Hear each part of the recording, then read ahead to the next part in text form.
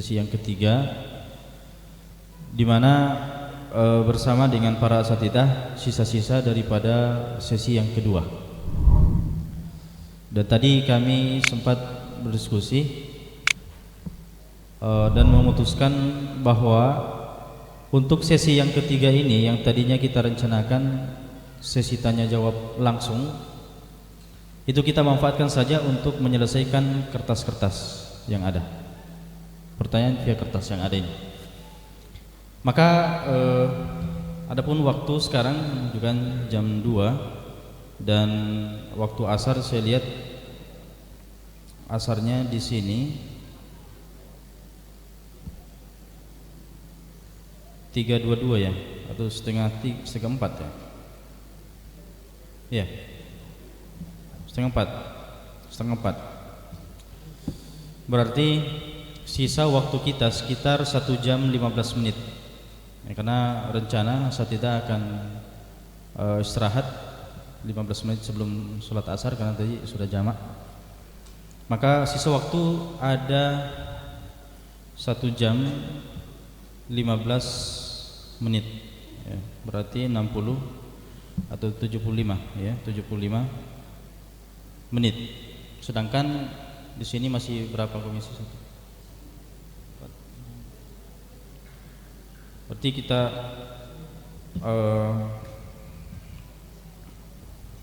masing-masing komisi sekitar 10 menit. Masing-masing komisi sekitar 10 menit.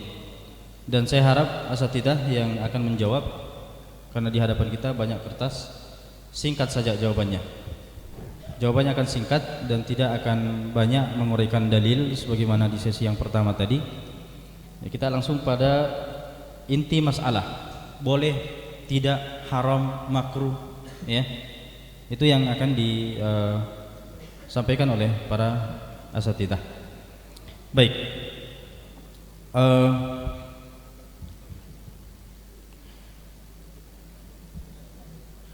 saya mulai dari kanan saja ya, kanan saya langsung ke ujung. Jadi sebentar terakhir Ustaz Surahman. Nah, Ustaz Kasman mana? Ustaz Kasman? Maksudnya, taib. Saya langsung saja mulai pada Ustaz Fadlan. Fadl. Antum, kita mulai dari kanan. Nah, Fadal, 10 menit Ustaz. Bismillahirrahmanirrahim. Assalamualaikum warahmatullahi wabarakatuh.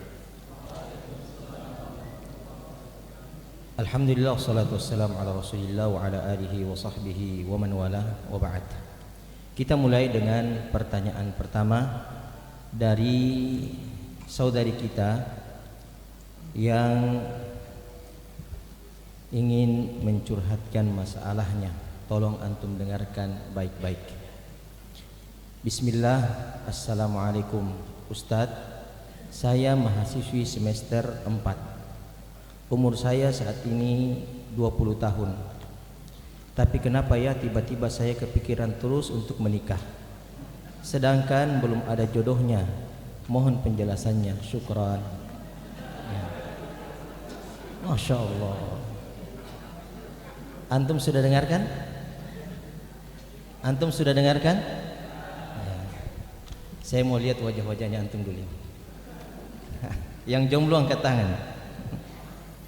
Allah Subhanahu wa taala di dalam Al-Qur'an surah An-Nur ayat ke-32 ya.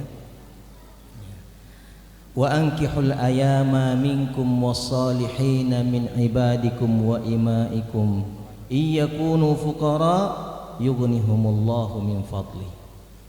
Dan nikahkanlah al-ayama. Siapa mereka?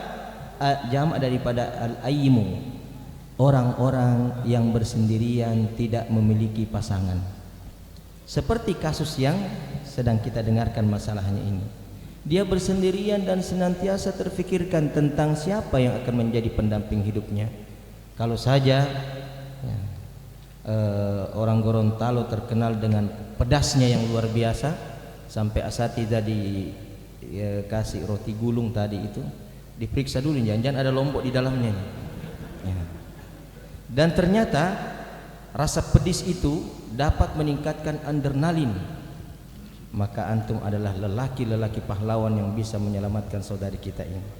Ya. Kita tidak perlu melirik asatidzah, wajah-wajah mereka. Ya, kita hanya akan melirik wajah-wajah antum. Maka ikhwan rahmati Allah Subhanahu wa taala, ini adalah merupakan tanggung jawab antum semuanya di sini. Dan bagi ukhti, subhanallah, bersabarlah dan berdoalah, karena sesungguhnya doa itu adalah sebaik-baik benteng bagi orang-orang beriman dan sebaik-baik senjata bagi orang-orang beriman untuk mendapatkan kebutuhannya di sisi Allah Subhanahu wa taala. Bersabarlah sejenak, sebab Allah barangkali telah merencanakan untuk anti pasangan yang terbaik. Kemudian yang kedua, bismillah Ustadz, apa hukumnya seorang suami yang mau memutuskan tali silaturahim istrinya dengan orang tuanya? Lalu apakah berdosa sang istri meninggalkan suaminya karena sangat mencintai kedua orang tuanya? Karena sang suami memberikan pilihan memilih suami atau orang tua. Subhanallah. Pertama, kita sampaikan nasihat kepada suaminya, ya, bahwasanya ketika Anda menikahi seorang wanita dan menjadikannya pendamping hidup, itu berarti Anda sudah siap menerima keluarga wanita itu sebagai bagian daripada keluarga Anda. Orang tuanya menjadi orang tua Anda, ayahnya menjadi ayah Anda, ibunya menjadi ibu Anda, saudara-saudaranya menjadi saudara-saudara Anda. Jangan cuman ambil anak wanitanya lalu kemudian menelantarkan keluarganya, itu tidak boleh. Menelantarkan keluarga istri tak boleh, apalagi sampai meminta untuk memutuskan hubungan silaturahim antara istri dan keluarganya. Sesungguhnya memutuskan hubungan silaturahim itu ancamannya sangat amat keras, banyak ancamannya, ya. Di dalam hadis Rasulullah sallallahu alaihi wasallam katakan, inna a'mala bani adam tu'radu kulla yaumil khamisi wa lailat al-jum'ah fala yuqbal amalu qati'ir rahim. Sesungguhnya amalan-amalan bani adam itu diajukan kepada Allah di setiap hari Kamis dan malam Jumat. Dan amalannya orang-orang yang memutuskan hubungan silaturahim ditolak. Ya, subhanallah. Jadi bahaya, tertolak amalannya. Yang kedua, akan disegerakan hukumannya di dunia, tidak ditunda-tunda oleh Allah Subhanahu wa taala. Rasulullah mengatakan, "Ma min dzambin ajdaru an yu'ajjalallahu aw an yu'ajjilallahu sahibahu al-uqubah fid dunya ma'a ma yudakhiruhu lahu fil akhirati minal baghi wa qati'atir rahim." Tidak ada dosa yang lebih layak untuk Allah segerakan hukumannya di dunia ini bersama dengan apa yang Allah simpankan untuknya di akhirat berupa azab, kecuali al-baghi wa qati'atir rahim. Rasulullah menyebutkan qati'atur rahim salah satu di antara dosa yang akan disegerakan hukumannya oleh Allah Subhanahu wa taala. Dan yang ketiga, Rasulullah sallallahu alaihi wasallam bersabda, "Man qata'a rahiman aw halafa ala yaminin fajiratin ra'a wabalahu qabla an yamuta." Barang siapa yang memutuskan silaturahim atau bersumpah dengan sumpah fajirah, sumpah dosa, maka dia akan melihat hukumannya sebelum dia mati. Wal iyad billah. Maka kita nasihatkan kepada suami ummu ini ketika hadir dalam ruangan ini atau ketika mendengarkan face streaming, berhati-hatilah dari upaya-upaya untuk memutuskan hubungan silaturahim Anda dan silaturahim istri Anda. Lalu bagaimana sikap seorang istri? Ya, sikap seorang istri bahwasanya ketika dia telah menikah, ketaatan utamanya itu kepada suami dan bukan lagi kepada kedua orang tuanya. Bukan berarti kalau begitu saya tidak taat kepada kedua orang tua, tidak. Tetapi ketaatan Anda kepada suami itu lebih didahulukan daripada ketaatan kepada kedua orang tua.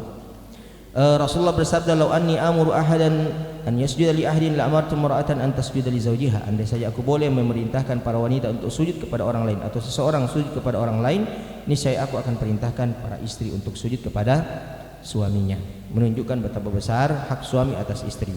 Namun oleh karena itu kita tidak menyarankan agar istri ini meninggalkan suaminya.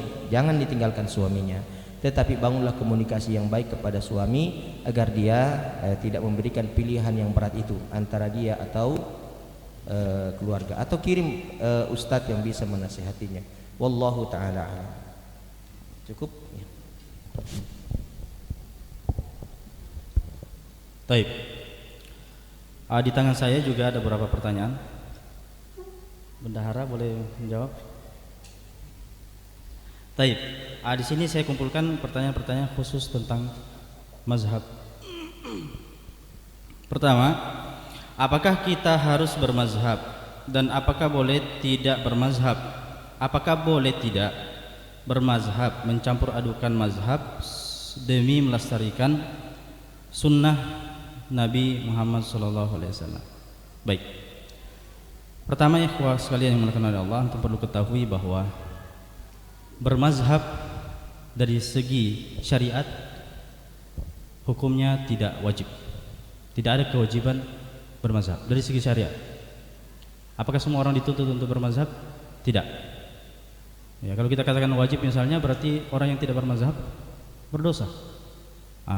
Maka dari segi syariat tidak ada kewajiban untuk bermazhab. Tapi perlu antum ketahui bahwa bermazhab ini sudah menjadi jalan atau metode para ulama dalam belajar fikih. Ini sudah menjadi metode para ulama.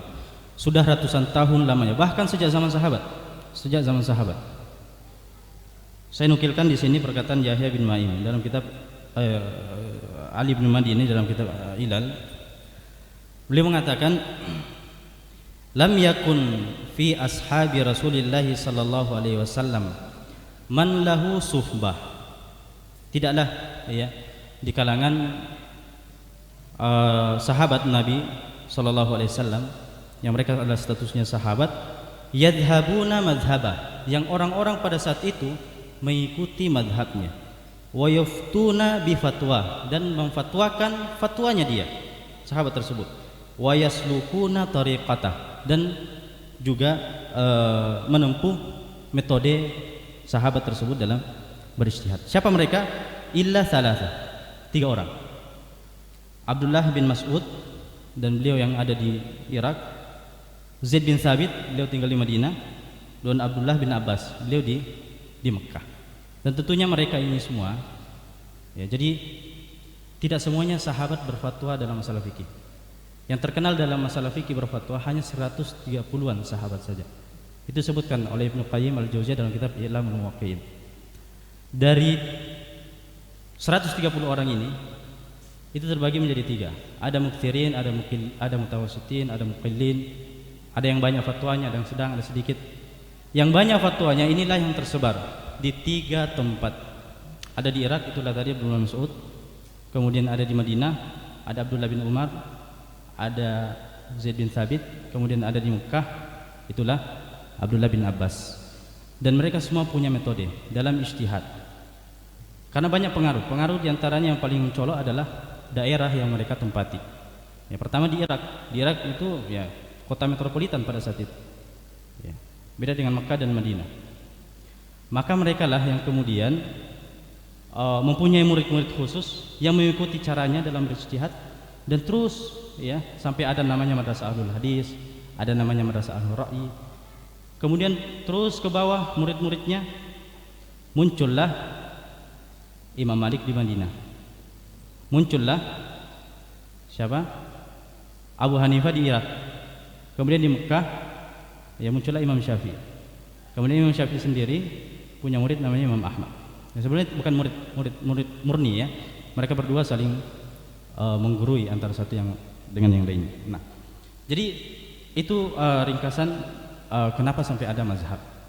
Nah, para ulama-ulama setelahnya kita lihat ternyata mereka mengikuti metode para imam-imam tersebut dalam berijtihad. Makanya Ibnu Rajab Al-Hambali dalam kitabnya Ar-Rad 'ala man ittaba ghairu madhahibil arba', beliau mengatakan bahwa sebagaimana jasa ulama-ulama hadis ya, mereka bisa menilai mana hadis yang sahih, mana hadis yang dhaif sampai hari ini. Maka begitu juga dengan fikih. Fikih itu bisa sampai pada hari ini dengan 4 mazhab ini. Sebenarnya bukan cuma 4 mazhab, banyak mazhab yang ada, tapi yang lainnya sudah punah dan yang sampai hari ini hanya sisa 4 saja. Maka ikhwas sekalian, kenapa sampai 4 saja? Karena inilah tradisi para ulama. Mereka kemudian meneruskan ya mazhab ini sampai hari ini. Baik. Nah, adapun ikhwas sekalian, masyarakat umum ya, itu tidak ada kewajiban untuk bermazhab. Bermazhab sebagaimana saya katakan bahwa dia adalah metode dalam belajar fikih dan berijtihad. Nah, misalnya para ustadz yang mungkin tiap hari diajukan pertanyaan padanya masalah fikih. Nah, apa standar kita para ustadz untuk menjawab pertanyaan-pertanyaan yang ada kalau kita tidak belajar fikih mazhab? Antum bertanya sama saya misalnya masalah wudu saya sah apa tidak? Nah, sekarang saya ketika menghukumi wudu antum sah apa tidak, apa standar yang saya pakai? Apakah saya berijtihad sendiri? Apakah saya sudah layak berijtihad? Maka saya memakai standar ulama Syafi'iyah untuk menghukumi wudu antum, itu sudah ya, saya sudah selesai. Salah tidaknya itu yang bertanggung jawab siapa? Saya atau Imam Syafi'i? Imam Syafi'i. Mereka telah meninggalkan metode untuk berijtihad, dan itulah yang kemudian dilalui oleh para ulama. Jadi untuk masyarakat umum tugasnya hanya bertanya saja. Antum pilih siapa ustadz yang antum akui kesolehannya, keilmuannya, bertanya. Apa yang disampaikan amalkan, sudah. Itu tugas antum, tugas kita semua ya dalam ketika ingin mengetahui agama ini. Adapun ya para ustadz, para penuntut ilmu yang ingin benar-benar memahami fikih secara mendalam dan menyelesaikan permasalahan di tengah masyarakat, itu dengan cara bermazhab, dengan cara metode belajar mazhab itu sendiri. Nah, sekarang ketika saya sudah belajar mazhab, boleh tidak saya mengamalkan? Kenapa tidak? Kenapa tidak boleh saya mengamalkan? Ketika saya bertanya kepada orang lain di zaman ini dan saya sangat boleh mengamalkan apa yang dia katakan, maka lebih layak lagi apa yang sudah digariskan dalam mazhab. Karena ini bukan pekerjaan satu orang. Mazhab bukan pekerjaan Imam Syafi'i sendiri. Itu ratusan ulama dalam berijtihad, bahkan dia adalah ijtihad jama'i sampai adanya mazhab. Jadi seperti itu. Tidak ada kewajiban untuk bermazhab, tapi dia adalah metode dalam belajar. Dan dia adalah cara melestarikan sunnah Nabi SAW. Jangan antum kira ikhwas sekalian bahwa mazhab-mazhab ini berbicara sendiri kemudian sunnah Nabi SAW adalah mazhab yang kelima. Tidak. Bahkan mereka adalah imam-imam yang sangat berpegang teguh pada sunnah Nabi SAW. Hanya saja antum ya ketika misalnya dalam mazhab Syafi'i, itulah pemahaman mereka, hasil ijtihad mereka setelah melihat sunnah Nabi SAW. Itulah. Baik. Kemudian apakah bisa untuk kita tidak taklid pada satu mazhab? Memang tidak wajib untuk taklid satu mazhab. Silakan antum, tugasnya antum adalah bertanya siapa yang antum akui keilmuan dan kesolehannya. Bertanya di situ sudah. Itulah yang antum amalkan. Adapun ya yang mau belajar ya tidak ada cara lain kecuali memperdalam mazhab ini. Mungkin ada yang mengatakan kenapa tidak langsung 4 mazhab saja? Kita katakan ya belajar satu mazhab saja sangat berat, apalagi langsung 4 mazhab. Ya, pelajari satu dulu, sudah selesai satu lagi. Kemudian sudah selesai semua, antum sudah kuasai semua, kemudian usul fikihnya, kawaid fikihnya, ya barulah antum menjadi seorang mujtahid. Kalau antum sudah melarang orang ya misalnya syarat-syarat ijtihad sudah ada, silakan untuk berijtihad. Baik. Kemudian bagaimana hukum mencampur adukan mazhab? Sebenarnya tidak ada yang mencampur adukan mazhab. Karena saya katakan tadi antum adalah tugasnya bertanya kepada siapa yang antum akui keilmuan dan kesolehannya. Setelah itu selesai. Adapun saya, karena saya mau berfatwa, saya mau menyelesaikan masalah-masalah, nah saya perlu standar khusus dalam menyelesaikannya. Maka tidak ada cara lain kecuali bermazhab.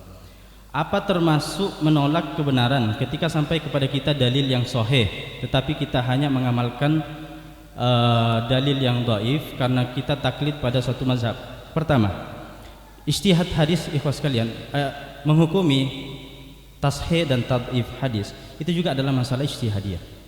Memang ada hadis yang disepakati kesahihannya, ada hadis yang disepakati kedhaifannya, tapi ada juga hadis yang di situ adalah ranah ijtihad para ulama. Ada yang mensahihkan, ada yang mendhaifkan.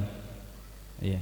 Dan disinilah tugas para ulama-ulama yang sudah sampai pada derajat ijtihad. Baik. Apakah bagaimana kemudian memahami perkataan Imam Syafi'i, idza sahhal hadis fa huwa madhhabi. Kalau hadis itu sahih, itulah mazhab. Nah, di sini sedikit saya akan bacakan perkataan Imam Nawawi. Imam Nawawi seorang ulama hadis juga dan bermadzhab Syafi'i, dan tentunya ulama Syafi'iyat paling paham, lebih paham perkataan Imam Syafi'i dibandingkan selainnya. Beliau mengatakan, "Wa hadzal ladzi qalahu Syafi'i laisa ma'nahu anna kulla ahad ra'a haditsan sahihan qala hadza madhhabu Syafi'i wa amila bi dhahir." Jadi bukan pekerjaan setiap person yang menurutnya hadisnya sahih kemudian secara langsung mengatakan inilah mazhab Syafi'i, karena Imam Syafi'i tadi mengatakan semua hadis yang sahih adalah mazhabku. Kemudian bukan juga pekerjaannya untuk mengatakan bahwa langsung mengamalkan, tidak. Kata beliau, wa innama hadza fi man lahu rutbatul ijtihadi fil madhab. Itu hanya pekerjaan bagi orang yang sudah sampai pada derajat mujtahid dalam mazhab.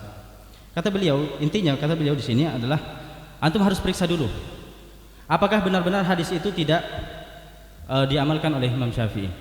Periksa semua bukunya Imam Syafi'i dulu. Nah, kata beliau, dan jarang sekali orang yang bisa selesaikan semuanya. Kemudian ikhwas sekalian, hadis-hadis yang memang secara sahih dari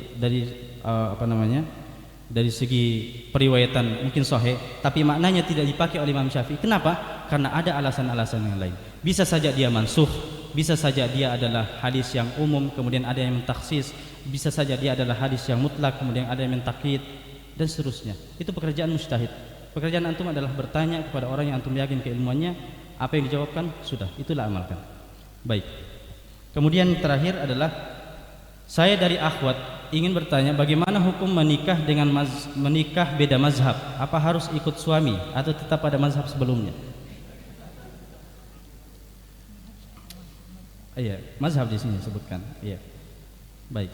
Tidak masalah menikah beda mazhab.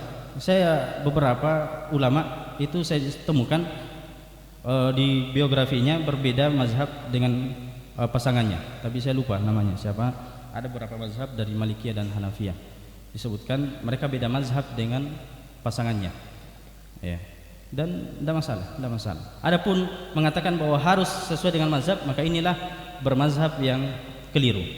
Mengatakan bahwa harus sesama mazhab, selain beda mazhab, nah inilah namanya mazhab yang ta'assub, mazhab yang fanatik, dan inilah yang dilarang. Dan tidak selamanya bermazhab itu ta'assub. Saya bermazhab Syafi'i, saya membolehkan orang, silakan antum bermazhab Hambali. Bahkan saya di berbagai keadaan saya harus taklid pada mazhab Hambali, tapi tetap dengan ikut aturan maid dalam setiap mazhab yang kita ikuti tersebut. Nah, jadi kita tidak mencari yang mudah-mudah saja.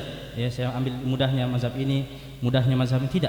Ketika antum mau memang pindah satu mazhab, ya, misalnya saya mau pindah mazhab, saya mau ambil pembatal wudunya Imam Ahmad, maka saya ikuti semua wajib-wajib wudu dalam Imam Ahmad. Jangan saya ngotot dengan wajib-wajib wudu dalam Imam Syafi'i, kemudian pembatal wudunya Imam Ahmad. Akhirnya wudu saya tidak sah dalam mazhab Syafi'i, tidak sah juga dalam mazhab Imam Ahmad. Itulah namanya tatabbu ar-rukhas, ya, mencari-cari yang mudah, dan itu tidak boleh, haram hukumnya. Barakallahu fikum. Ya.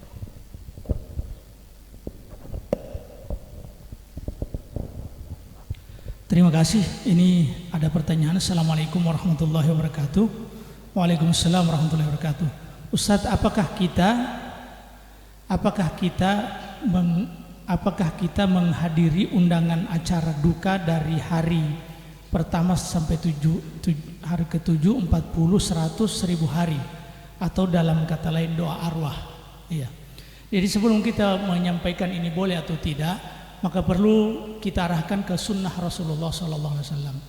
Jadi kalau apa yang dilakukan oleh Rasulullah dan diperintahkan oleh Rasulullah, ketika ada kematian kita diperintahkan untuk memberi makan atau membuat makanan kepada orang yang berduka, karena mereka menghadapi masalah yang menyibukkan mereka. Kata Rasulullah SAW, isna'u li ali Ja'far tu'aman innahu atahum ma yushghiluhum. Sesungguhnya buatlah makanan kepada keluarga Ja'far ketika Ja'far meninggal di perang Mu'tah. Kemudian sesungguhnya mereka sedang ditimpa sesuatu yang menyibukkan mereka. Itu yang pertama. Yang kedua, Jarir bin Abdullah Al-Bajali mengatakan, kunna na'uddul ijtima'a 'inda ahlil mayyit wa sani'atit ta'am minan niyaha. Kami menganggap ini ijma' para sahabat. Jarir bin Abdullah Al-Bajali ini sahabat Nabi yang terakhir masuk Islam, sehingga apa yang hukum yang beliau bawa itu tidak akan dinasakh. Karena kalau kita mencari tahu nasakh mansukh itu, kita lihat juga sejarah mana yang duluan dan mana yang belakangan. Yang belakangan tidak akan dinasakh oleh yang duluan. Nah, Jarir bin Abdullah Al-Bajali mengatakan, kunna na'uddul ijtima' inda ahlil mayit. Bertemu, kami menganggap bahwa berkumpul-kumpul di tempat kematian, wasani'atut ta'am minan niyaha, dan membuat makanan itu bagian dari niyaha ataupun ratapan yang dilarang. Kemudian berikut, kita ini bermadzhab Imam Syafi'i. Dalam kitab Al-Imam Syafi'i mengatakan bahwa wa akrahul ma'tam, dan aku membenci berkumpul-kumpul. Ma'tam, alasan Imam Syafi'i kenapa melarang dan membenci hal yang seperti itu. Pertama, alasan Imam Syafi'i innahu yujaddidul huzn, karena ini memperbaharui kesedihan. Wa yukalliful mauna, ini juga menghambur-hamburkan harta. Dan yang terakhir, kata Imam Syafi'i, ma'a mukhalafatil athar.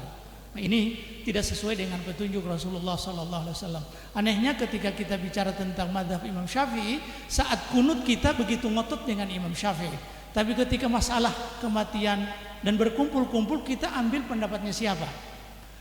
Maka dari itu sunnah Rasulullah SAW yang dilakukan pada saat kematian ini adalah membuat makanan kepada keluarga yang sedang ditimpa musibah, dan bukan kita yang datang kemudian mereka yang akan memberikan makanan kepada kita. Itu yang akan memberatkan, memperbaharui kesedihan, dan juga tidak sesuai dengan athar Rasulullah SAW. Kemudian berikut, ini pertanyaan, apa arti dari kata atau dari kalimat kafir? Kafir ini dari sisi bahasa dulu kita lihat, kafir itu menutup. Kamathali ghaithin a'jabal kuffara nabatuhu, seperti hujan yang membuat a'jabal kuffara, ya, para petani-petani itu. Kufar yang dimaksud di situ bukan orang kafir, tapi kufar yang dimaksud adalah para petani-petani. Tumbuhan yang begitu tumbuh, mereka merasa takjub. Kenapa petani disebut kufar dalam ayat ini? Karena memang petani itu menutupi bibit-bibit untuk ditanami, kemudian tumbuh nanti bibit itu. Secara bahasa, kafir itu yang tertutup dari hidayah Allah Subhanahu wa taala.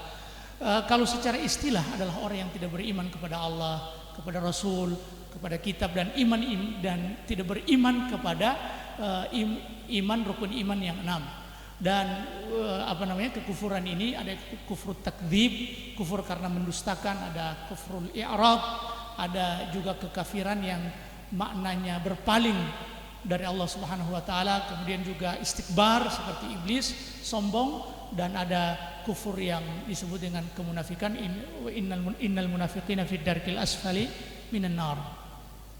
Selanjutnya, apakah perbuatan orang kafir telah tertulis di Lauhil Mahfuz? Apabila benar, maka bagaimana Allah menyiksa mereka? Jadi perlu kita ketahui dalam beriman kepada takdir Allah Subhanahu wa taala, rumusnya itu ada 4. Rumusnya ada 4. Pertama, bahwa segala sesuatu yang terjadi di muka bumi ini itu atas dasar ilmu Allah Subhanahu wa taala. Ini tidak lepas dari pengetahuan Allah. Yang kedua, segala sesuatu ketentuan itu sudah Allah Subhanahu wa taala tuliskan, Alkitabah. Tuliskan jauh sebelum langit dan bumi ini diciptakan 50 tahun. Yang ketiga, al-masyiah. Al-masyiah artinya kehendak Allah Subhanahu wa taala. Jadi segala sesuatu yang terjadi baik dan buruk itu karena kehendak Allah Subhanahu wa taala. Dan yang keempat adalah, jadi yang pertama apa tadi? Al-ilmu wal kitabah wal masyiah. Kemudian yang keempat Al-khalq, Allah Subhanahu wa taala menciptakan. Jadi segala sesuatu Allah Subhanahu wa taala ciptakan. Dalam konteks beriman kepada takdir Allah Subhanahu wa taala, harus memakai rumus 4 ini, dan tidak boleh menjadikan ketentuan Allah yang buruk menjadi menjadi pendukung keburukan yang kita lakukan, dan itu keliru. Dalam masalah takdir, kalau ada musibah, kalau ada kesalahan yang kita lakukan, bahkan kekufuran yang dilakukan oleh orang ini, jangan jadikan sebagai ketentuan Allah Subhanahu wa taala, jadikan sebagai hujjah. Allah Subhanahu wa taala berfirman, sayaqulul ladzina asyraku law syaa Allahu ma asyrakna wala abauna wala haramna min syai'. Orang-orang musyrik, orang-orang yang berbuat kesyirikan mengatakan, kalau Allah berkehendak maka kami tidak akan berbuat kesyirikan, dan juga kedua orang tua kami atau orang tua kami, dan juga kami tidak mengharamkan sesuatu. Ini logika yang dipakai oleh orang-orang kafir yang tidak diinginkan oleh Allah Subhanahu wa taala. Seandainya ini menjadi hujah, bahwa kekafiran mereka menjadi hujah ketentuan Allah, maka orang-orang yang masuk neraka itu, ini yang hujah terbesar yang mereka pakai. Masalakakum fi sakar, apa yang menyebabkan fi sakar, apa yang menyebabkan kalian sekarang ini sedang disiksa di neraka sakar? Apa jawaban mereka? Apakah karena ini takdir Allah? Mereka tidak menjawab bahwa inilah takdir Allah. Seandainya ini menyelamatkan mereka dan ini hujah kuat, maka mereka mengatakan ini takdir Allah. Tapi apa jawaban mereka? Qalu lam naku minal musallin. Dulu kami tidak termasuk orang-orang yang sholat. Maka tidak boleh menjadikan hujjah kekafiran seseorang sebagai penghalal kekafirannya, karena takdir Allah Subhanahu wa taala. Dulu Umar bin Khattab radhiyallahu taala anhu pernah datangi oleh seseorang yang mencuri. Kemudian saat mau dieksekusi karena pencuri dipotong tangannya, dia katakan, "Tunggu dulu Umar. Sesungguhnya aku mencuri karena takdir Allah Subhanahu wa taala." Maka Umar bin Khattab menjawab dengan logika terbaliknya, mafhum mukhalafahnya, dia katakan begini, "Kalau begitu kami juga akan memotong tanganmu dengan takdir Allah Subhanahu wa taala." Wallahu taala a'lam. Sudah? Lagi?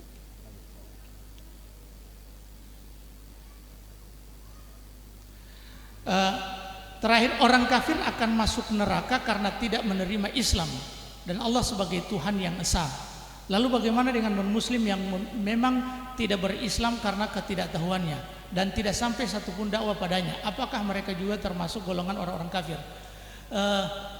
Ini pembahasan para ulama tentang ahlul fatrah.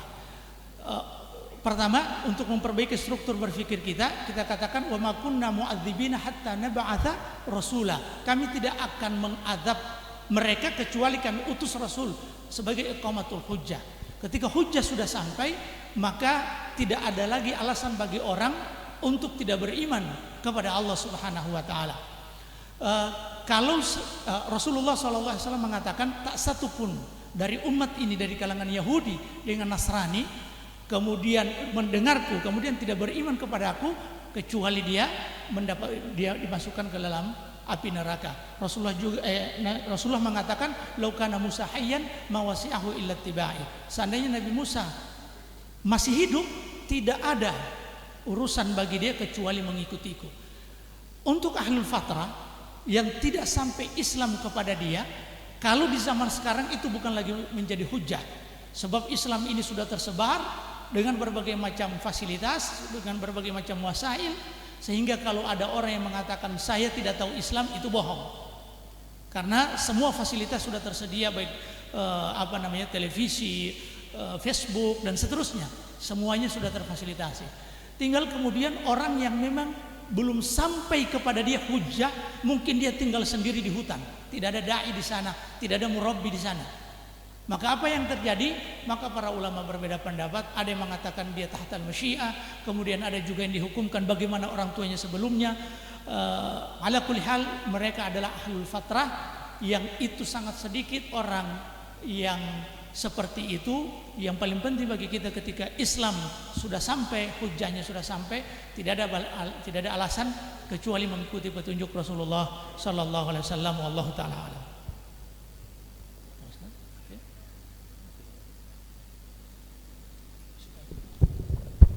Bismillah.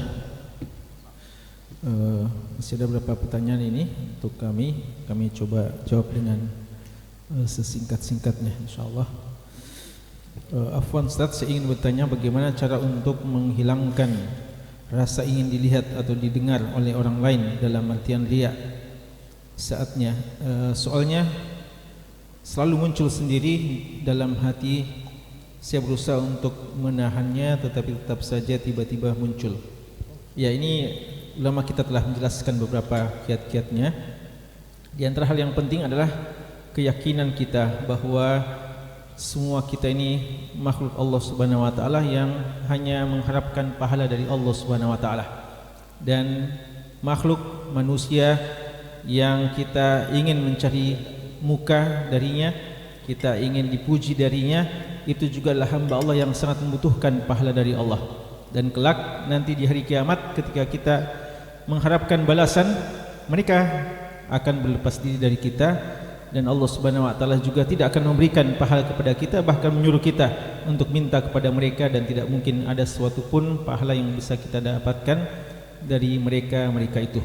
Ini harus kita selalu tanamkan, ya, harus kita munculkan pada diri kita. Dan juga ketika muncul, ya, seperti tadi yang sudah disebutkan oleh Ustaz Ishaq juga di bagian awal, adalah minta doa kepada Allah, isti'adzah, ya, dari kesyirikan yang nampak, yang kita ketahui, dan kesyirikan yang tidak kita sadari. Wallahu a'lam.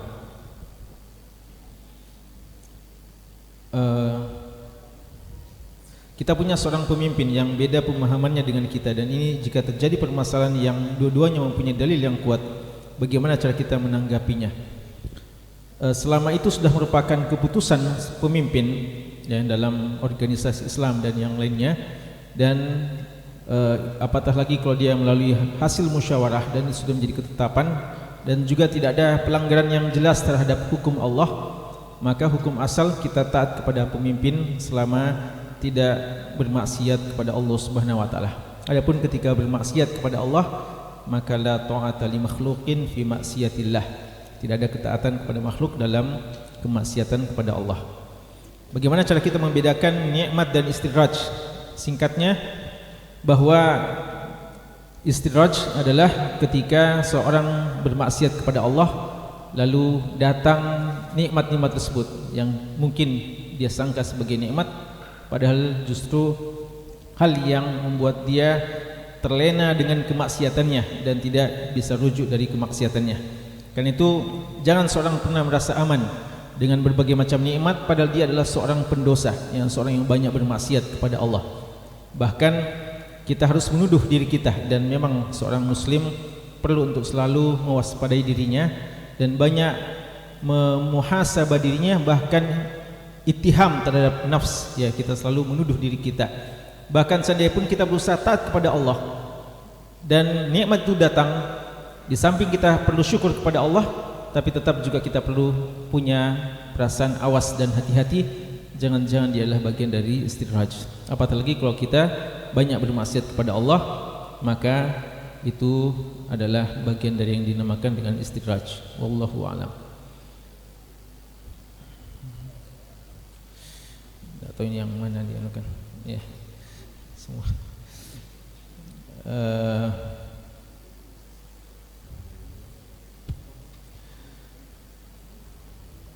Ini mungkin pertanyaan yang sering berulang di beberapa kajian, tapi dalam kesempatan ini kami butuh penjelasan langsung tentang penjelasannya. Hukum demonstrasi, hukum tarbiyah, hukum berorganisasi. Iya. Ini tadi sudah diwanti-wanti untuk tidak banyak lagi penjelasan, ya, boleh tidaknya saja. Jadi hukum demonstrasi ini sudah, ya, kalau kita tidak menamakan demonstrasi, ya, kita mengatakan aksi damai. Ada berapa hal-hal yang kita jadikan rambu-rambunya, ya, jadi mungkin nanti ada yang pegang itu keputusan Dewan Syariah, itu kita tidak membenarkan setiap apa yang orang namakan dengan demonstrasi. Aksi damai yang kita maksudkan ada beberapa aturan-aturannya, ada beberapa dawabitnya. Ya, karena itu silakan dibaca kembali yang dalam keputusan Dewan Syariah. Hukum tarbiyah, bagi kita tarbiyah adalah bagian untuk menjaga keimanan, metode untuk menambah ilmu kita, dan di antara wasilah hari ini untuk kita sama-sama punya komitmen dalam memperjuangkan agama Allah Subhanahu wa taala. Dan substansi dari tarbiyah yang kita usahakan hari ini itu insyaallah adalah diambil dari sirah dari Nabi kita sallallahu alaihi wasallam dan apa yang ada pada para sahabat Nabi sallallahu alaihi wasallam. Hukum berorganisasi itu juga tergantung kita dikumpulkan dalam persoalan apa, ya. Kalau dalam hal-hal yang merupakan wasilah untuk ketaatan kepada Allah atau untuk melakukan hal-hal yang mubah di sisi Allah, maka pada dasarnya tidak ada masalah. Ya, wal wasailaha hukmul maqasid, dan organisasi bukanlah tujuan, tapi dia hanyalah sebagai media, sarana untuk mencapai sesuatu. Tinggal sesuatu itu apa yang kita inginkan. Ini yang perlu untuk dilihat. Karena itu tidak bisa kita hukum secara hukum am, general, tapi kita lihat kasus per kasus. Adapun organisasi dalam dakwah dengan tidak menjadikan tujuan dalam artian bukan untuk ta'assub dan seterusnya, tapi menjadi bagian untuk kita saling menguatkan komitmen keiltizaman terhadap agama ini dan untuk mewujudkan tujuan, maka itu adalah suatu hal yang disyariatkan insyaallah, karena kita tidak akan bisa mewujudkan sesuatu kecuali dengan secara bersama-sama. Wallahu a'lam.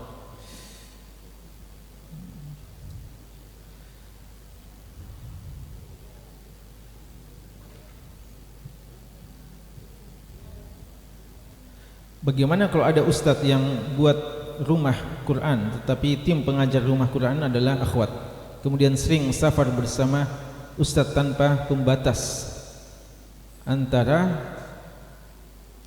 mahram, antara apa ini? Sedangkan ustadz itu masih jomblo. Iya. Jangan ya, singkatnya jangan seperti itu. Iya. Bahaya ya. Ustadz Fadlan nanti yang mengomentari dan mensyarah, ya. Singkatnya itu bahaya ya, ditinggalkan, jangan seperti itu. Dan ingat ya, Said bin Musayyib rahimahullah ta'ala dan banyak salaf memang sudah mewanti-wanti bahwa jangan kalian berkhalwat, jangan kalian bersendirian walaupun dengan niat atau dengan alasan sedang mengajarkan Al-Quran, ya, sedang mengajarkan Al-Quran. Dan Said bin Musayyib rahimahullah dari masa tua beliau ketika usia beliau sudah lanjut dan mata beliau sudah buta dan beliau adalah seorang sayyidut tabi'in, beliau mengatakan tidak ada sesuatu yang paling aku khawatirkan melebihi fitnah wanita. Ya, padahal beliau seorang yang min ajalli tabi'in, min akbar kibari tabi'in, tapi beliau merasa ya bahwa fitnah wanita memang sangat besar. Karena itu kita harus perlu waspada, ya, jangan syaitan menjadikan atas nama kelihatannya kebaikan, atas nama Al-Quran, padahal syaitan menjadikan itu sebagai panah-panah untuk kita terjerumus dalam perangkap-perangkap iblis, waliyadzubillah. Apa hukum ya, banyak sekali tentang hukum tarbiyah ini, ya. Karena mengingat banyak kelompok yang bilang tarbiyah itu tidak boleh, bid'ah, ya. Sekira sudah tidak ada, ya. Banyak yang dulu bilang mengatakan bid'ah juga sudah menamakan tarbiyah, tapi dengan kait tarbiyah sunnah, ya. Jadi tinggal antum saya bilang tarbiyah sunnah juga, ya, supaya antum merasa lebih aman, ya. Ya, kalau Ustaz Asri bilang kalau antum tarbiyah wajib, ya, bukan tarbiyah sunnah, ya. Ya, ini dulu ya, masih banyak sebenarnya, tapi kita berikan kesempatan pada Ustaz-Ustaz yang lain.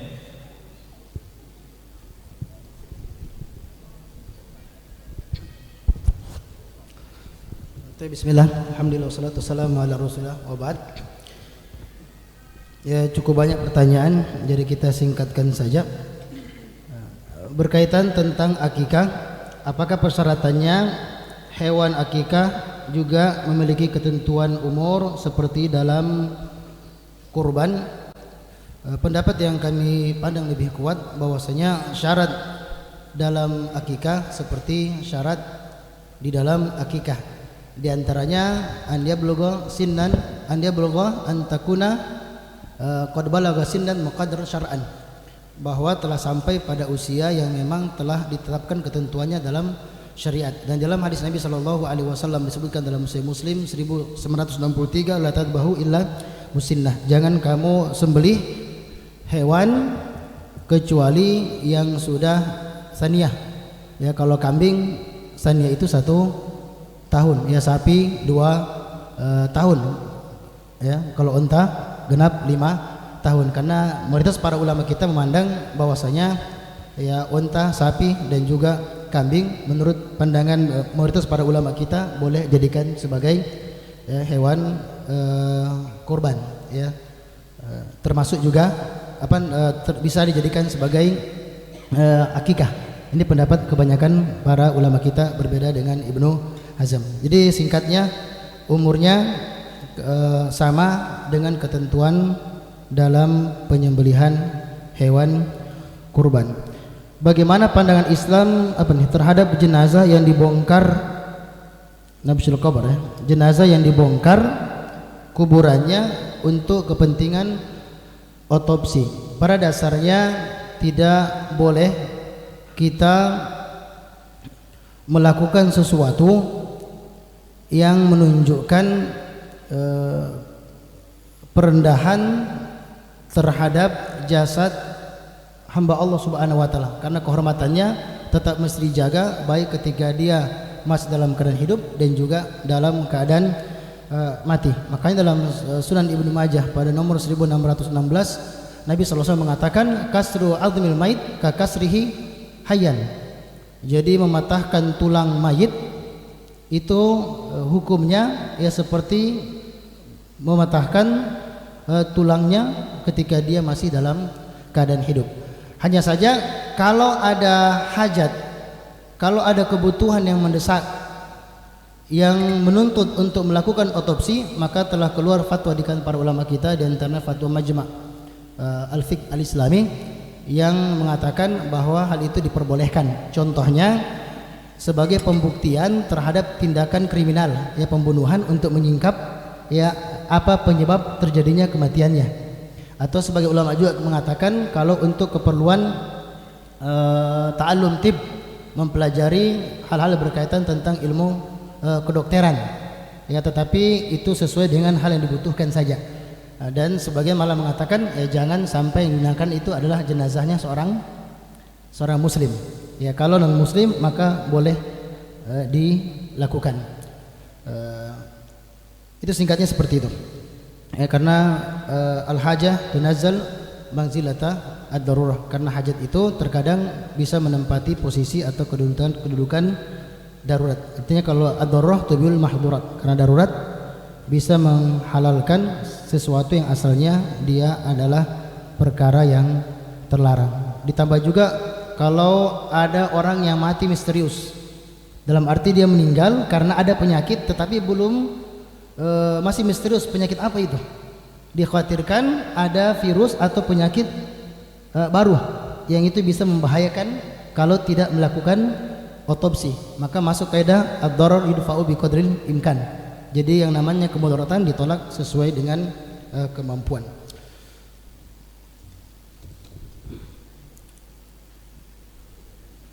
Banyak pertanyaan tentang jamak sholat, tentang safar, ini tentang kasar, sangat panjang pembahasan tentang hal ini.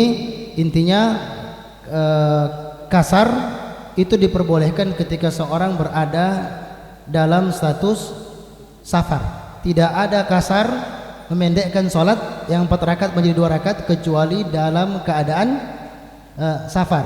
Cuma problem selanjutnya, apakah safar seperti apa yang memperbolehkan baginya untuk mengkasar sholat? Sini terjadi silang pendapat di kalangan para ulama kita, tetapi umumnya ulama kita menetapkan 4 burud 16 farsah atau sekitar 85 km.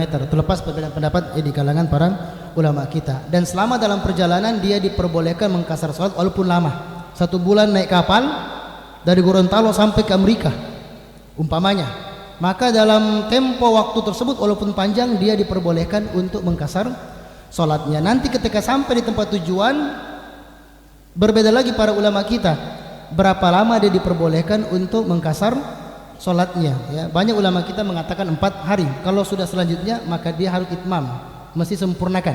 Sebagian mengatakan selama statusnya masih musafir, ya mau 1 tahun 2 tahun tidak ada masalah. Ya, bisa seperti itu.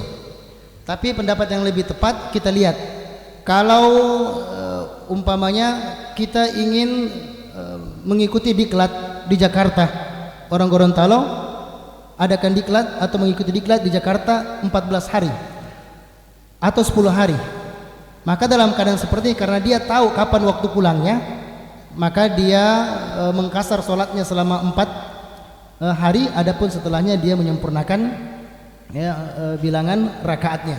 Tetapi kalau tidak jelas kapan dia balik, seperti melakukan tindakan contoh orang Thailand tapi muslim, ya, atau orang Vietnam atau orang Cina, ya, nangkap ikan, ya umpamanya nangkap ikan di Natuna contohnya, kemudian ingin deportasi dan waktunya tidak jelas, atau ada orang Indonesia di Saudi, ya, akan ditangkap di bandara, kemudian belum jelas kapan dia akan dikembalikan, maka dalam keadaan seperti ini itulah yang mungkin yang berlaku apa yang disebutkan dalam hadis Nabi SAW yang menggambarkan beliau per 16 hari, 18 hari, ya 20 hari, dalam waktu tersebut beliau mengkasar sholat. Ini pendapat dari sebagian ulama kita.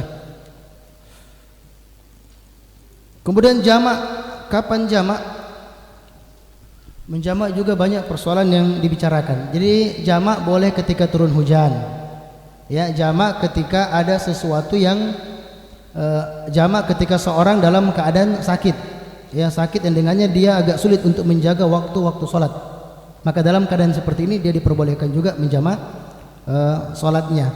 Adapun menjamak di dalam safar, ini banyak juga pendapat di kalangan para ulama kita, tapi wallahu taala alam, menjamak sholat itu berlaku ketika kita berada ala dhahri sair, disebutkan di dalam Sahih Bukhari nomor 1107, itu ketika berada di tengah perjalanan.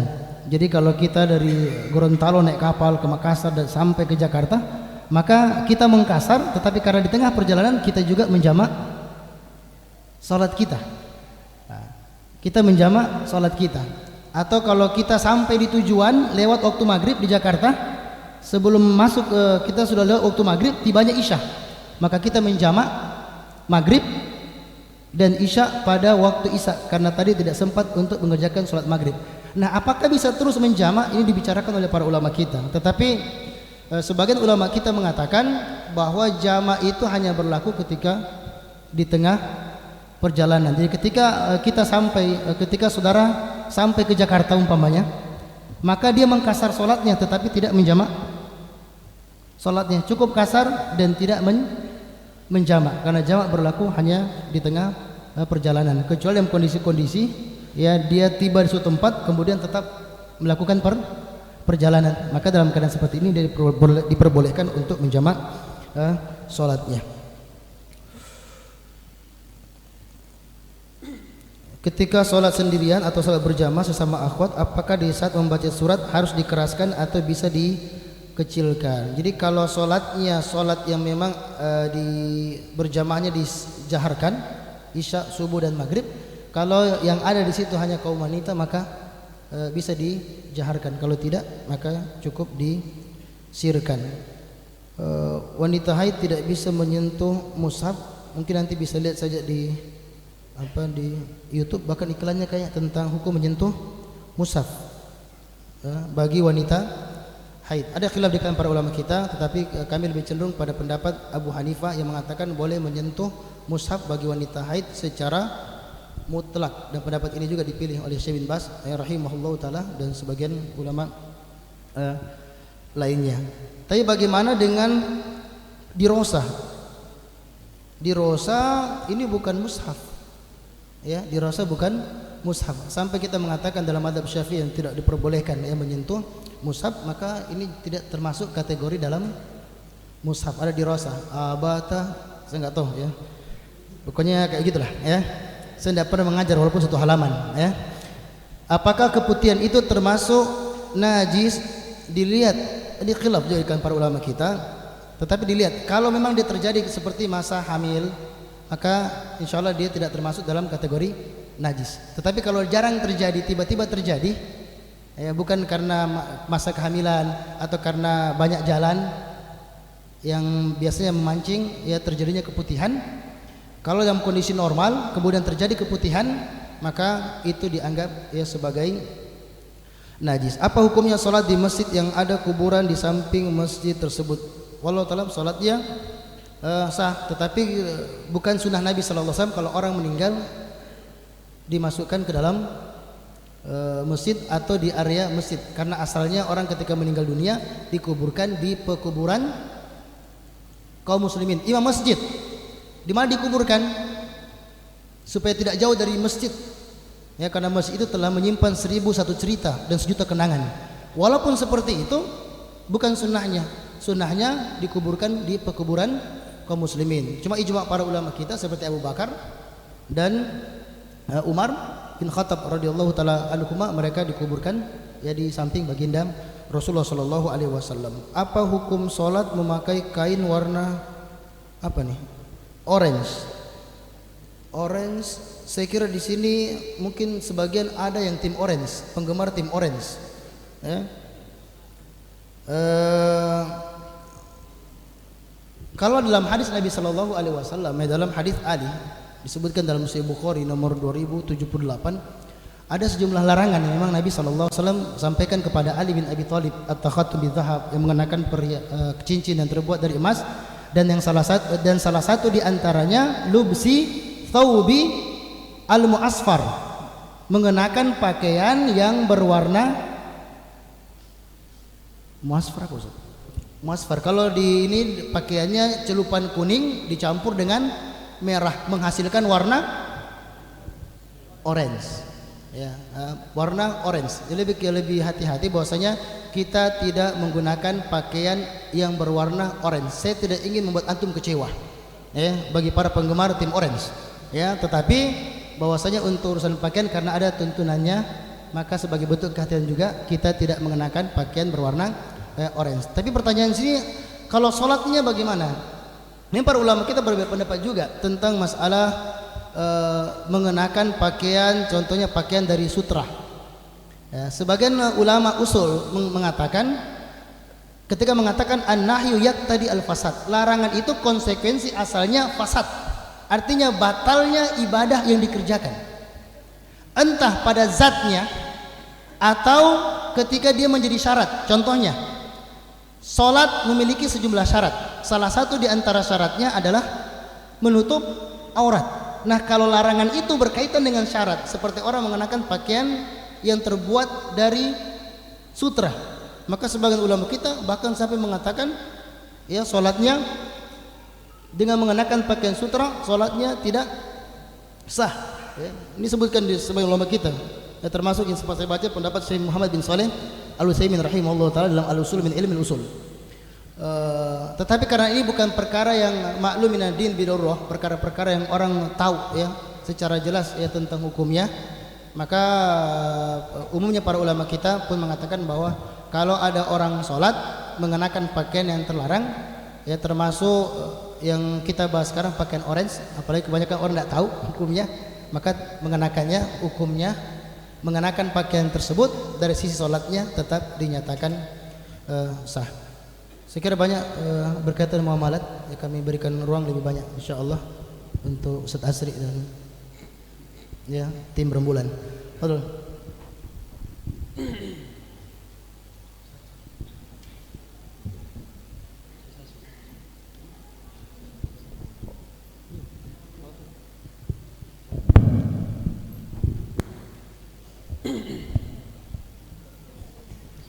Bismillahirrahmanirrahim. Alhamdulillahirabbil alamin wassalatu wassalamu ala Rasulillah wa ala alihi wa sahbihi wa ba'd.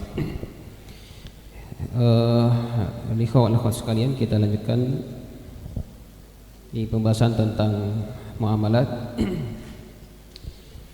Yang pertama di sini ada dua pertanyaan yang mirip ya. Inti pertanyaannya adalah sudah terlanjur bermuamalah pinjam ke bank atau berutang ke bank, kemudian setelah itu baru sadar bahwasanya ternyata itu adalah bentuk akad transaksi ribawi. Apakah dia berhenti di tengah jalan karena dia juga mau menyelesaikan atau membayar seluruh sisa kreditnya, tidak mampu? Ya. Maka kita mengatakan bahwasanya kalau dihentikan juga pasti akan ditagih sama bank karena kita punya utang pada mereka. Nah, sehingga kalau memang tidak mampu untuk menyelesaikan sisa daripada angsurannya itu, sebenarnya ada cara ya. Coba dengan cara kalau yang kita pinjam itu bukan dalam artian langsung dana tapi dalam bentuk pembiayaan misalnya, maka bisa ada take over dengan akad jual beli dengan digabung dengan hiwala. Tapi ini butuh penyebaran khusus ya. Tapi butuh waktu kita jelaskan. Tapi intinya kalau tidak mampu maka selesaikan itu. Ya, selesaikan cicilannya, angsurannya. Kalau kita sudah betul-betul bertobat kepada Allah Subhanahu wa taala, kemudian setelah itu tidak lagi mengulanginya ya setelah selesai semua cicilannya. Itu intinya. Jadi selesaikan. Jangan karena mengatakan bahwasanya sudah tahu hukumnya akhirnya berhenti, akhirnya dikejar-kejar sama pihak bank. Ya. Kemudian bagaimana hukumnya seorang karyawan bank konvensional menitipkan infaknya untuk diserahkan buat pembangunan masjid atau kaum du'afa? Tidak masalah, boleh diambil insyaallah. Apa Ustaz, bagaimana hukum kerja di Pegadaian Syariah? Apakah sama jika kerja di bank konvensional? Ya. Kalau memang yakin bahwasanya bentuk akad di Pegadaian Syariah itu tidak ada yang melanggar syariat, maka tidak masalah. Tapi kalau ragu maka lebih baik cari pekerjaan yang lebih dianggap lebih aman dari unsur-unsur syubhat. Jika orang tua beragama Nasrani dan memiliki harta kemudian dibagikan ke anak-anaknya termasuk yang sudah masuk Islam, apakah boleh menerima harta tersebut? Boleh. Kalau dia masih hidup kemudian dia membagikan harta bendanya kepada anak-anaknya, maka tidak masalah diambil. Adapun kalau harta peninggalannya, maka tidak ada saling mewarisi antara orang muslim dengan orang kafir. Ya, kalau orang tuanya orang kafir meninggal, anaknya orang muslim, maka tidak ada saling mewarisi. Begitu juga sebaliknya. Ya. Assalamualaikum warahmatullahi wabarakatuh. Kakak saya seorang pelaku riba, sedangkan kami tinggal serumah. Bagaimana hukumnya? Ya, hukumnya jalan terus, masih saudara ya. Ya. Nah, saya dan juga ibu makan makanan dari hasil ribanya itu. Nah, ini jadi apa? Intinya. Apakah boleh dia makan dari hasil itu? Kalau dia tidak punya penghasilan sendiri dari pemasukannya lain, maka boleh dia makan itu. Kecuali kalau dia punya penghasilan sendiri, maka lebih baik hindari. Karena ada unsur syubhat di situ. Ya. Ustaz mau tanya, riba itu bagaimana? Ya. Ini kalau perpanjang ini panjang sekali ini. Tadi malam sudah dibahas ya. Yang hadir ya alhamdulillah beruntung. Yang tidak hadir ya silakan terkembali rekamannya. Riba itu kalau dalam definisi para fuqaha, dia adalah tambahan tertentu yang bersifat haram pada harta benda tertentu. Jadi artinya apa? Ada tambahan ketika terjadi misalnya tukar menukar uang yang sejenis, kemudian salah satunya lebih daripada yang lain, sudah riba. Ya. Atau harta-harta ribawi. Jadi tidak semua harta ribawi itu ketika terjadi pertukaran lalu terjadi selisih nilai, selisih timbangan, takaran, sudah pasti riba. Tidak semua, tapi ada namanya harta benda ribawi atau komoditi ribawi. Dan itu disebutkan 6 dalam hadis dan dikiaskan kepadanya hal-hal yang memiliki illat hukum yang sama dengan 6 tersebut. Sekali lagi ini butuh pembahasan khusus kalau kita mau panjang lebar bahas. Terus bagaimana kalau ada orang yang ingin berhutang sama kita, dia sendiri yang tentukan bunga lebih dari modal yang dipinjam? Sama saja, kalau dia ditentukan di awal, maka tidak boleh ada kesepakatan di awal seperti itu, sekalipun itu diminta oleh orang atau pihak yang mau berutang, ya.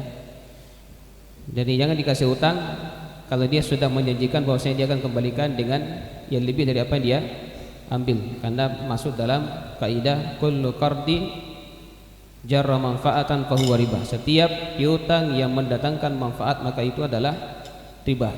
Tapi kalau kita kasih di awal misalnya 10 juta dan ada kesepakatan kemudian dikembalikan 12 juta, maka tidak masalah. Ya, itu dibolehkan. Ada seorang PNS berhutang di bank dan hutangnya itu dipotong setiap penerimaan gaji bulanan. Apa hukumnya?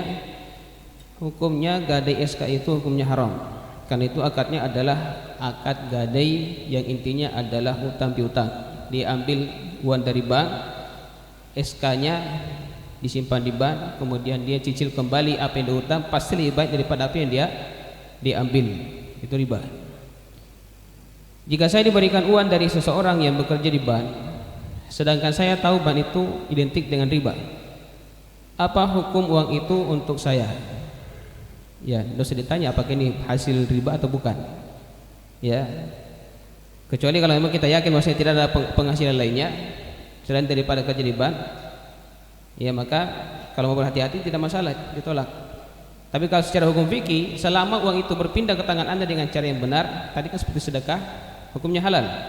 Hanya saja sebagian ulama yang lebih menjaga kehati-hatian dari unsur syubhat, mereka tidak mau mengambil hal yang seperti itu. Ya. Assalamualaikum warahmatullahi wabarakatuh. Bagaimana hukumnya bekerja di asuransi? Apakah asuransi kebakaran dan properti dikategorikan riba? Asuransi kebakaran itu kebanyakannya, asuransi kecelakaan dan seterusnya itu kebanyakannya kalau konvensional sudah pasti ada unsur-unsur riba, ada unsur-unsur judi di dalamnya, ya, ada unsur judi, ada unsur ribanya. Maka ada beberapa disebut oleh ulama kita, ada unsur gharar, ya. Jika hukumnya riba, apakah saya harus resign secepatnya atau menunggu pekerjaan baru? Ya, kalau dia kuat untuk, artinya dia tidak darurat membiayai atau menafkahi keluarga, maka semakin cepat semakin bagus meninggalkan pekerjaan yang sudah jelas keharamannya. Ya, semakin cepat semakin bagus. Ya, tapi kalau misalnya memang dia susah untuk mencari pekerjaan, ya, maka kita mengatakan cari pekerjaan lain, ya, sambil jalan di situ tetap berusaha untuk cari pekerjaan lain. Kapan dapat langsung tinggalkan, ya. Tapi insya Allah kalau kita bersungguh-sungguh mencari pekerjaan demi untuk mendapatkan kebaikan dan keberkahan, insya Allah Allah Subhanahu Wa Taala akan memudahkan. Man taraka syai'an lillah awadahu Allahu khairan min. Siapa yang meninggalkan sesuatu karena Allah, maka Allah Subhanahu Wa Taala akan menggantikan dengan sesuatu yang lebih baik daripada apa yang dia tinggalkan itu. Apa hukumnya PKL, magang di bank konvensional? Dan bagaimana hukumnya kalau kita mendapat uang dari bank tersebut?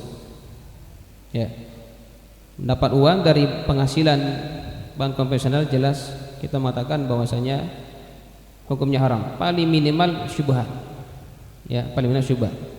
Tapi syubhat yang sudah sangat dekat kepada keharaman. Sudah, Ustaz. Ya, sudah.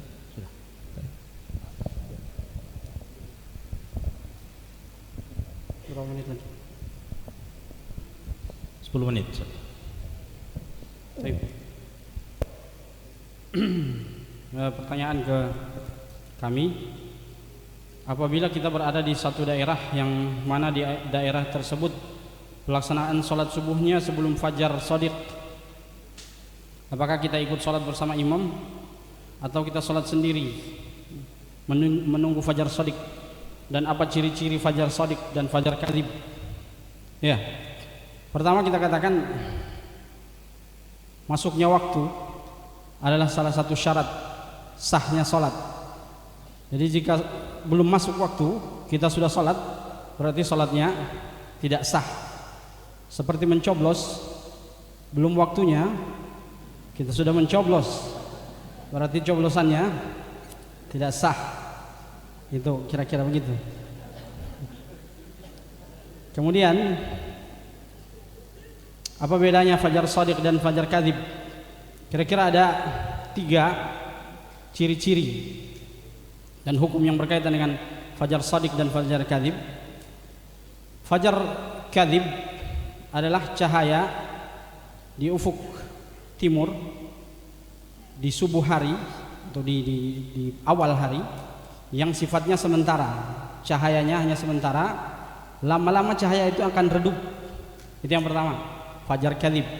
Sementara fajar shadiq adalah cahaya di subuh hari itu, di awal hari, yang sifatnya terus menerus. Jadi dia terang terus sampai pagi. Itu namanya fajar shadiq. Nah, fajar shadiq dan fajar kadzib, waktu sholat subuh itu ditandai dengan masuknya fajar shadiq. Ditandai dengan masuknya fajar shadiq. Kemudian ciri-ciri yang kedua, bahwa fajar shadiq itu dia membentang dari utara ke selatan.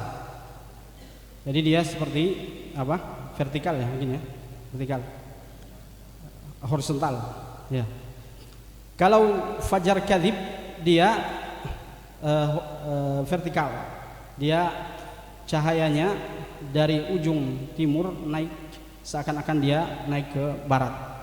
Itu ciri-ciri fajar kadzib. Hukum yang berkaitan dengannya bahwa fajar shadiq masuk waktu subuh, atau kalau kita masuk nanti bulan Ramadan berarti masuk waktu puasa. Tapi kalau fajar kadzib berarti belum masuk waktu untuk beribadah. Yang kedua, bagaimana caranya agar memperingati saudara kita yang suka minum minuman keras agar dia tahu hukumnya haram? Syukran. Terkadang ada di antara manusia yang kebal dengan dalil. Walaupun kita kasih tahu dalil bertubi-tubi, tapi dia kebal. Maka caranya yaitu kita peringati dengan mudarat-mudarat dunia. Kau akan kena penyakit ini, penyakit ini, penyakit ini. Ingat, kalau kau sakit, masuk rumah sakit, yang susah bukan kamu. Nah, saya yang susah. Bukan hanya saya, ibu bapak juga susah cari uang untuk membayar semua biaya-biaya rumah sakit. Nah, dengan mengingatkan dia seperti ini, insya Allah dia bisa sadar, insya Allah. Insya Allah. Ya. Lalu dibarengi dengan dalil-dalil setelah itu. Kemudian yang ketiga adalah pertanyaan tentang, ya ini saja yang terakhir.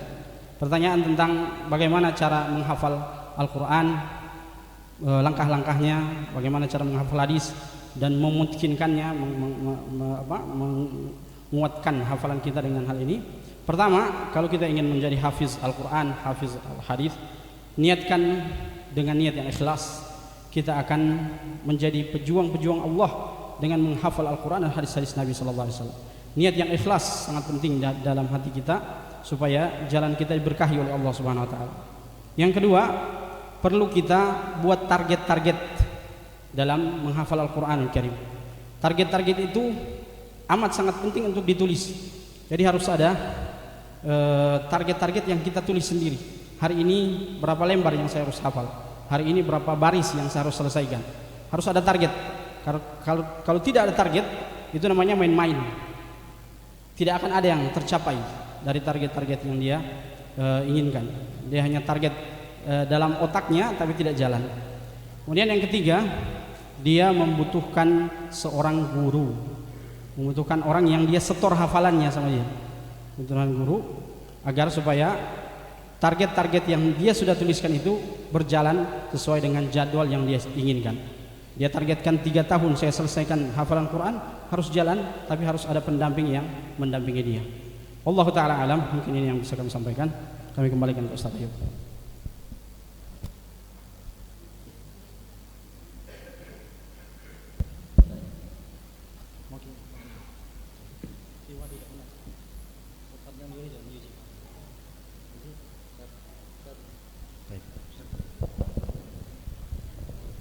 Bismillahirrahmanirrahim.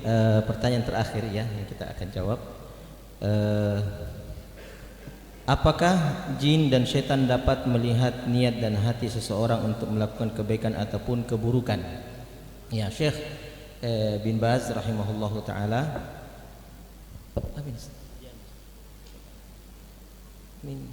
minas sa'id, dari subhanallah. Syekh bin Baz ditanya tentang hal tersebut, beliau mengatakan kemungkinan besar ya, syaitan bisa mengetahui niat manusia karena Allah Subhanahu wa taala memberikan kemampuan untuknya. Ya, sehingga ketika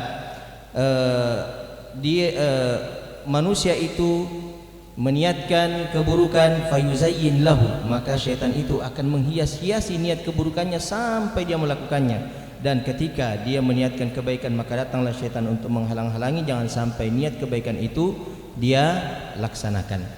Ini berkenaan dengan beberapa hadis Rasulullah sallallahu alaihi wasallam tentang inna syaitana yajri majrad dam bani Adam, dan kemudian tentang hadis qarin, ya, qarin al malaika wa qarin minal jin. Kemudian yang kedua, pertanyaan kedua, saya dapat apa motivasi dari Ustadz agar saya dapat berhasil melakukan merealisasikan niat yang baik tersebut, semisal ingin menambah istri atau poligami? Subhanallah, mohon pencerahannya. Kalau saya sudah berhasil, maka saya akan sampaikan kiat-kiatnya. Bertanyalah kepada orang yang telah berhasil. Di sini banyak asatidzah yang telah berhasil melaksanakannya. Di sini ada Ustadz Supardiliu, ya, nah, bertanyalah kepada beliau. Insyaallah semuanya asatidzah sudah tahu, ya. Wallahu taala a'lam. Taib, barakallahu fikum wa jazakumullahu khairan. Kita cukupkan sampai di sini. Dan sebetulnya ingin berlama-lama bersama antum, ya, kalau perlu kita sampai malam, tapi karena ada agenda yang lain dan tidak semuanya pertanyaan bisa dijawab pada kesempatan ini, maka sisa-sisa pertanyaan yang ada akan dijawab di Deang Syariah entah di radio, ya. Jadi setiap pekannya bisa dibagikan pertanyaan ini ke ustadz-ustadz yang punya jadwal, atau bisa juga di aplikasi Tabik. Aplikasi Tabik, ya, Tabik Ustadz ada di Android, silakan di-download, dan di situ di-update pertanyaan-pertanyaan dan jawaban-jawaban dari asatidzah, dan kertas-kertas ini kita akan masukkan di aplikasi Tabik atau masuk di radio. Kalau radio kalau tidak salah bisa, ya, bisa Ustaz diakses di luar Sulawesi, radio bisa, ya. Wallahualam, antum sering, oh ya, bisa live, ya, live di Facebook, di radio. Nah itu disimak saja setiap harinya, kalau tidak salah setelah pada zuhur, ya, pada zuhur, kecuali hari Jumat pada asar, untuk radio Mekah dan aplikasi Tabik, ya. Baik, barakallahu fikum, jazakumullahu khairan. Hadza sallallahu ala nabiyina Muhammadin wa ala alihi wasallam walhamdulillahi rabbil alamin. Wassalamualaikum warahmatullahi wabarakatuh.